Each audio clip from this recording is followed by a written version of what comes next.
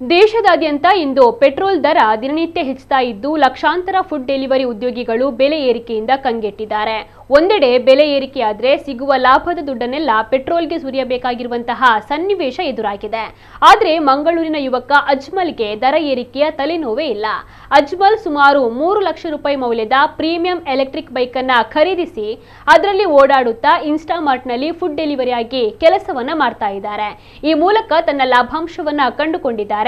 Electric ಬೈಕ್ನಿಂದಾಗಿ ಅವರ ವಾಹನದ ನಿರ್ವಹಣಾ ವೆಚ್ಚವೂ ಕೂಡ ಕಡಿಮೆಯಾಗಿದೆ.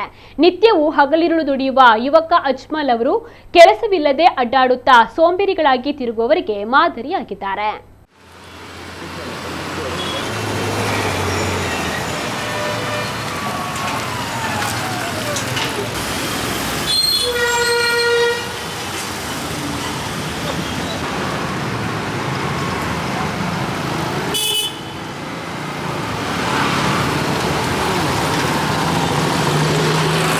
ಅಂದರೆ ಇವಾಗ ಪೆಟ್ರೋಲ್ಗೆ ರೇಟೆಲ್ಲ ಜಾಸ್ತಿ ಅಲ್ವಾ, ಅದಕ್ಕೆ ಇದು ಪ್ರಾಫಿಟ್ ಜಾಸ್ತಿ ಇರುತ್ತೆ. ಪೆಟ್ರೋಲ್ಗೂ ಡೈಲಿ ದುಡಿಯೋ ಪೆಟ್ರೋಲ್ ಅಮೌಂಟನ್ನು ನನಗೆ ಇಲ್ಲಿ EMI ಕಟ್ಬೋದು. ಅದಕ್ಕೆ ಅಂತ ಎಲೆಕ್ಟ್ರಿಕ್ ಯೂಸ್ ಮಾಡೋಣ ಅಂತ ಒಂದು 2 ತಿಂಗಳಾಯಿತು ನಾನು ಮಾಡೋದು, 2 ಮಂತ್ಸಿಂದ.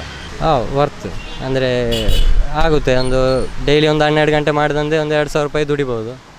ಎಲೆಕ್ಟ್ರಿಕ್ ಒಂದು 50 ರೂಪಾಯಿ ಕರೆಂಟ್ ಬಿಲ್ ಹೋಗೋದು ಅಷ್ಟೇ, 50 ರುಪೀಸ್ ಅಷ್ಟೇ. ರೈಡ್ ಅಂದರೆ ಆ ಥರ ಇದು ನಂಗೆ ಕ್ರೇಜ್ ಇಲ್ಲ ನಿಜವಾಗಿ. ನನಗೆ ದುಡಿಯೋಕ್ಕೆ ಬೇಕಾಗಿಯೇ ತೊಗೊಂಡಿರೋದು ಇದು. ಅದು ವೇಸ್ಟ್ ಆಫ್ ಟೈಮ್ ಅಲ್ವಾ. ಇದಾದರೆ ದುಡಿಬೋದಲ್ಲ ಇದರಲ್ಲಿ. ಇವಾಗ ಈ ಥರದೊಂದು ಗಾಡಿ ತಗೊಂಡು ನಾನು ದುಡಿಯೋದಂದರೆ ನನಗೆ 200 ಕಿಲೋಮೀಟ್ರ್ ನಾನು ಡೈಲಿ ಹೋಗ್ತೇನೆ. ನನಗೆ 450 ಪೆಟ್ರೋಲ್ ಹೆಂಗೂ ಬೇಕಾಗುತ್ತೆ ನನಗೆ ಡೈಲಿ. ಅದೇ ಇದು 50 ರುಪೀಸ್ ಅಷ್ಟೇ. ತಿಂಗಳಿಗೆ ನನಗೆ ಏನಿಲ್ಲ ಅಂದರೆ ಒಂದು 12,000 ರೂಪಾಯಿ ಪೆಟ್ರೋಲ್ದು ಅಮೌಂಟು ಉಳಿಯುತ್ತೆ. ನಾವಂದರೆ ಅದು ಓಲ್ಡ್ ಎನರ್ಜಿ ಅಲ್ವಾ, ಅದು ಗ್ಯಾರಂಟಿ ಇಲ್ಲ, ಪಕ್ಕ ಅಲ್ಲ. ಇದಂದರೆ ನ್ಯೂ ಎನರ್ಜಿ ಬಂದಾಗ ಅದಕ್ಕೆ ಶಿಫ್ಟ್ ಆಗಬೇಕು.